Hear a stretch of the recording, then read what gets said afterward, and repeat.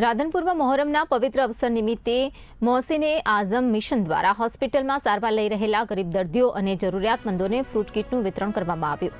કાર્યક્રમના લવિંગજી ઠાકોર સહિત મિશનના હોદ્દેદારો ઉપસ્થિત રહ્યા હતા. સેવાકીય કાર્ય સાથે હિન્દુ મુસ્લિમ એકતા અને સામાજિક સૌહાર્દનો સંદેશ પણ પાઠવવામાં આવ્યો. દર વર્ષની જેમ આ વર્ષે બી યોમે આશુરાના દિવસે ફ્રૂટ વિતરણ કરવામાં આવ્યું અને અશરફી ટિફિન સર્વિસ 365 દિવસ ચાલે. હુજુર ફાજીલે બગદાદ સૈયદ હસન અસ્કરી, અસરફી ગિલાની અને અમારા ધારાસભ્ય લવિંગજી સાહેબ શ્રી બી અંદર હાજર રહ્યા હતા. ખૂબ સારો કાર્યક્રમ રહ્યો.